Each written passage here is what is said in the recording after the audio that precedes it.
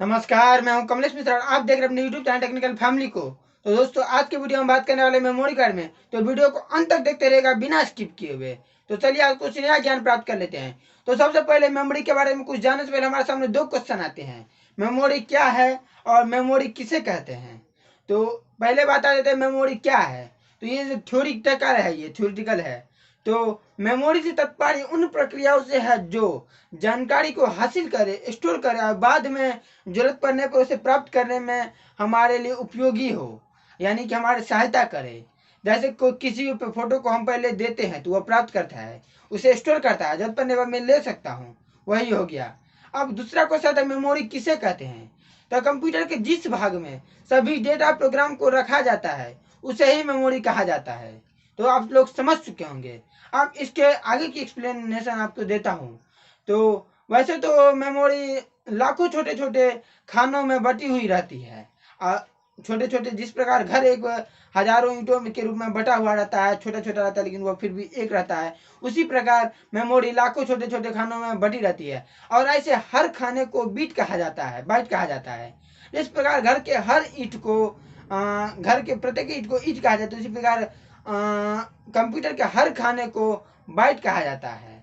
और यह बाइट आपको 8 छोटे छोटे श्रृंखला में बटी रहती है जिसका नाम होता है बीट्स। आपको 8 बीट्स बराबर 1 बाइट होता है। तो उसे 8 छोटे छोटे भागों में बांट दिया जाता है, लेकिन ईंट में ऐसा नहीं रहता। बस यही अंतर है घर और मेमोरी में। वैसे अंतर तो बहुत है, लेकिन एक एग्जाम्पल के जरिए हम आपको बता रहे हैं। और मेमोरी में सबसे छोटी हिस्सा जो है उसे ही बीट कहा जाता है। जिस प्रकार घर में बालू जो होता है वह सबसे छोटा होता है, सीमेंट जो होता है उसका कण, उसी प्रकार इसमें जो मेमोरी में बिट जो होता है वह सबसे छोटा हिस्सा होता है। और कंप्यूटर बिट की दो स्थिति होती है, ऑन या ऑफ।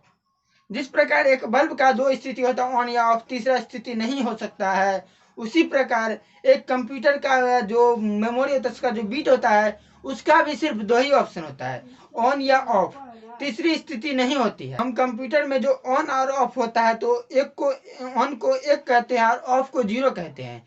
कंप्यूटर में भरा जाने वाले डेटा को 0 और 1 के रूप में ही कंप्यूटर मेमोरी में भरा जाता है और किसी भी फॉर्म में नहीं। तो इतना तो आप लोग समझ चुके होंगे कि कंप्यूटर में किस प्रकार डेटा और कौन से फॉर्म में। इसीलिए आप समझते हो, आप सुनते होंगे कि कंप्यूटर में 2 ही अक्षर होता है, 0 और 1। ओके, अब आगे की बात कर लेते हैं। तो वह है कंप्यूटर में काम करने की इस सिस्टम को हम बाइनरी सिस्टम कहते हैं या बाइनरी सिस्टम कहा जाता है। कंप्यूटर का जितना भी काम होता है वह बाइनरी सिस्टम में ही होता है। ओके, अब कंप्यूटर की मेमोरी का आकार बाइट की संख्या में नापा या गिना जाता है। कंप्यूटर का जो भी आकार होता है वह बाइटों की संख्या में नापा या गिना जाता है।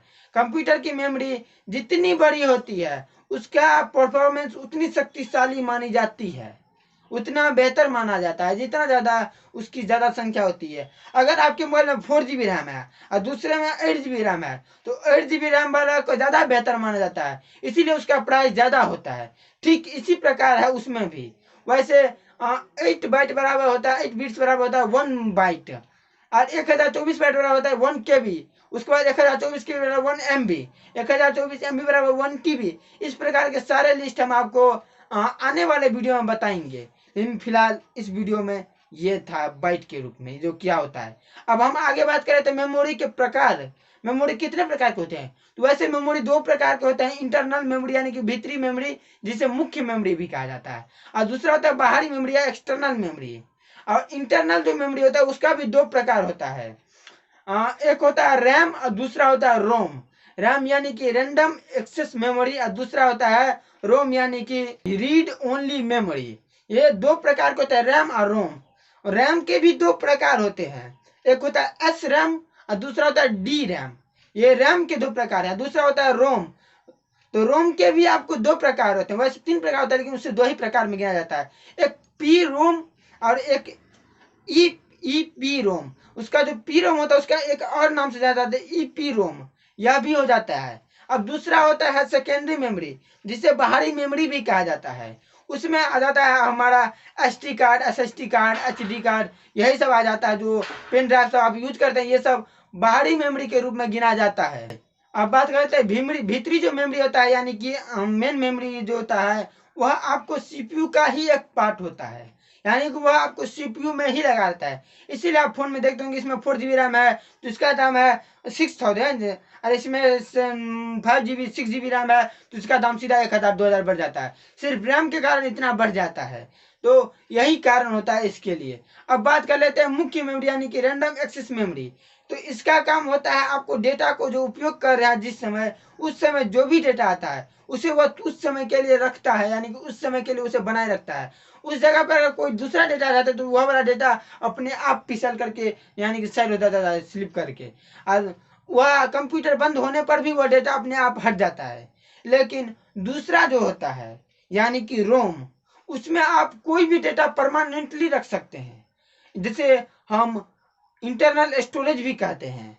जिस प्रकार मोबाइल में होता है 64 GB 128 GB, इसी प्रकार 64 128 इसी प्रकार आता है। और उसमें कुछ ऐसे प्रोग्राम भी रखे जाते हैं जिससे आप नहीं हटा सकते हैं, नहीं छू सकते हैं, कुछ भी नहीं कर सकते हैं। तो इस प्रकार का होता है। तो उम्मीद है आप लोगों को वीडियो बहुत पसंद आएगा। अगर वीडियो पसंद आया है तो प्रेम से बोलो भारत माता की जय।